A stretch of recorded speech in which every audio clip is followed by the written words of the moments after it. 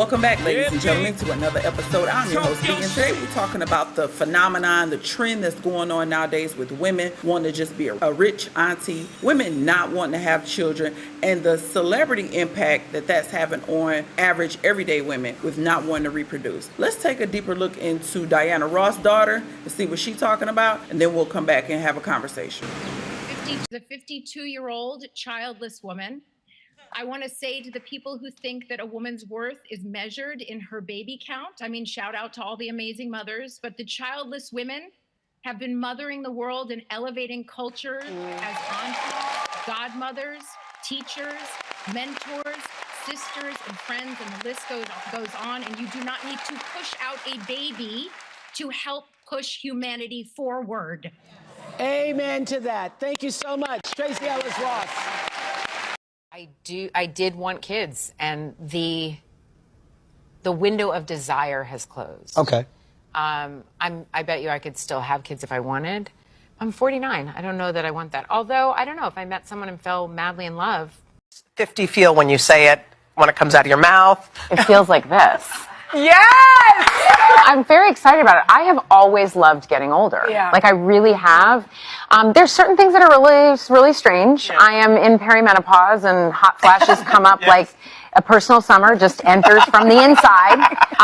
But I feel like I am wiser. I'm more comfortable in my skin. And if you had told me in my 20s, in my teens, that I was going to be somebody that actually could do scary things, that I could be comfortable even when I was uncomfortable, that I could live life on life's terms, that I could intuitively handle situations which used to baffle me, that I had an unbreakable, unshakable foundation for life underneath me, I would have said there's no way, because I was scared and I was uncomfortable in my skin and all of these things. And so it just took me so long. It's been like sometimes like chewing on ground glass, like trying to sort of one step at a time make my way through. And so I wake up now, and yes, I have built a beautiful life around me, but the most important part for me is like how I feel on the inside, that even on days when I'm uncomfortable, I have a tribe of friends around me that can love me when I can't love myself. And it's really a gratifying place and time in my life, I find.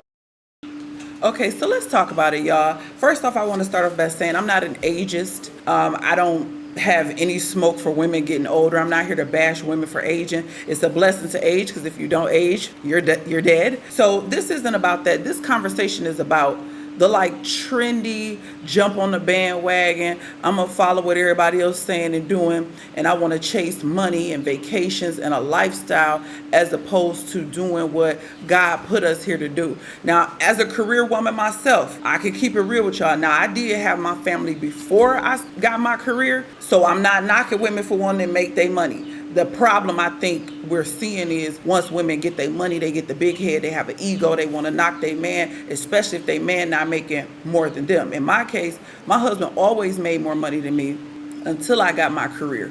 So, you know, that's a slippery slope with some women feeling like, okay, now I'm getting money, I can talk to you any kind of way, I think you're supposed to follow me and my lead, etc. It's a lot of women out here, younger, older, like Tracy Ellis Ross here. And if you didn't know, this is Diana Ross' daughter. She is very successful, we all know that, but she's never been married, and she doesn't have any kids. Now, I believe she's in her early 50s. I think she looks good, but the point is choosing your career over what God put you here to do. And I'm saying it that way because if you have a cycle, that means, you know, 9 times out of 10 you can reproduce. And this is no shade or no smoke towards women who have reproductive issues. This is not about you because you have issues. I'm talking about women who choose Plan Bs, who choose to not have children, who choose to have abortions, who choose to do anything and everything except get married to a man and have a family because of society, because of money, because of fear and things like that. Have y'all noticed, like in today's time, you hear more and more women talk about, oh, I just want to be a rich auntie. I just want to get a bag. They just want to get a bag. They just want to get money. They don't even want to have children. Being with a man and having a lineage, a seed, a generation to come after you to carry your name and your features and your wisdom on is not at the top of their priority list. And again, I'm a career woman, so I get it, and I have kids, so I understand that people without kids have less expenses depending on how you live. You have less stress sometimes. You can just be selfish and just think about yourself. And there's times where I feel that way. There's times where I'm like, I don't want to be bothered with my kids. I tell my husband, like, I'm off for the night. I'm done mothering. I need to rest and regroup so I can be fresh for the next day. So I'm not trying to make it like I'm just so obsessed with motherhood, but I do understand that, especially for y'all that say y'all Christians, like, I do understand that I'm here to procreate. I'm not saying that's my only reason that God made me was to have babies, but it's part of it. You a woman with a womb. So it's just, to me, I guess my issue is it being trendy. Women trying to make it like it's normal to not have children when you're fertile, when you can have kids, when you have a man like Tracy Ellis. I'm pretty sure throughout her 50-something years, she had a man who wanted to pursue her, who wanted to marry her. But a lot of women, once we start getting money, I went through an ego phase. Once we start getting money, we get the big head. You just think that most of the men are beneath you,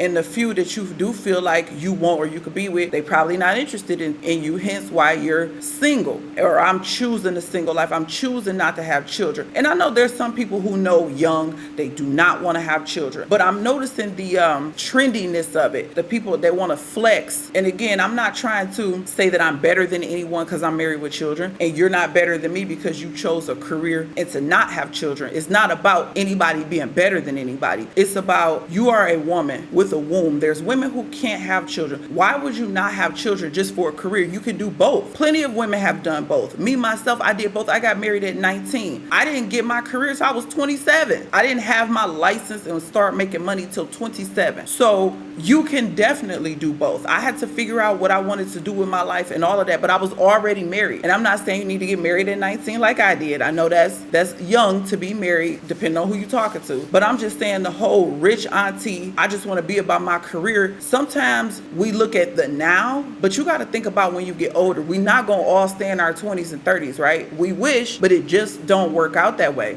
You got to think about when you get older, the men you rejected. You got to think about when you get older, your health. Everybody just assume they're going to be healthy and strong. You don't think when you're in your teens and 20s that you're going to be the person that had the stroke and that you on pills or that you paralyzed and things like that. And I'm not saying use somebody to take care of you. That's not what I'm saying. I'm just saying you got to think about life going to go in multiple different lanes that we can't project. We can't see into the future. You don't know what's going to happen. So why block out and put a wall up against love or an understanding, because all marriages ain't about love, or some type of understanding, and have children? And I'm not saying, have children just to take care of you. I'm not saying that either. I'm just saying that you don't know what's going to happen in the future. You could get lonely. You could be one of those people who you up now, but you could lose everything. Where your circle of friends, your homegirls, and all of that going to be if you lose your bag? It's just something that we all need to think about as we make our decisions. My father had a saying that he beat into me and my brother. The decisions you make today, they don't affect you today. They affect you tomorrow. Tomorrow being a metaphor for years down the road. So you may think being the rich auntie and showing up at the barbecue to give out money and my mink, you may think that that's the ideal life, and it may be, but as you get older, it just may not be the ideal life anymore. But now you could find yourself as a woman who's stuck, who's so set in her ways that she can't be with a man,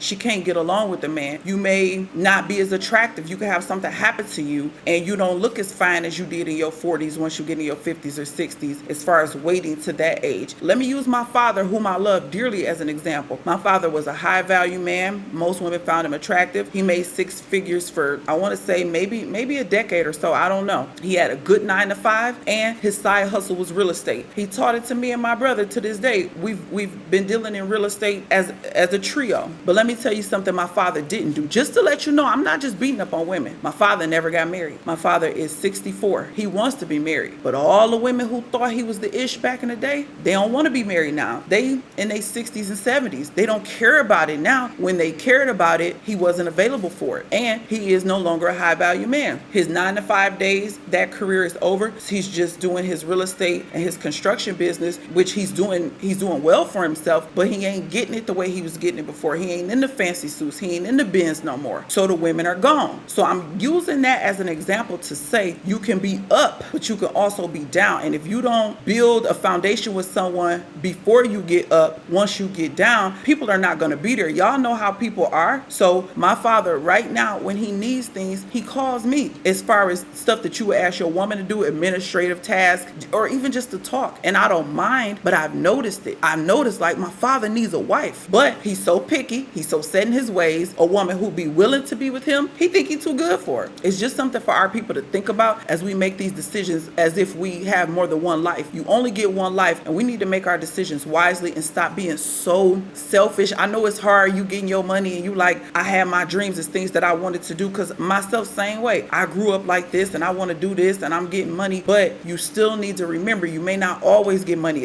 You may be this wonderful investor and all this stuff. How people think you dot all your I's and cross all your T's, but you never know. So to all my rich aunties out there, y'all need to think very wisely as y'all move and make that decision to not get a man and have children at a younger age, because when you get older, the opportunities is not going to be in abundance like you think it may be. Y'all leave me a comment. Let me know what y'all got to say about the topic. As always, I appreciate the love and support. And until the next time, I will catch y'all on the next episode. Peace out.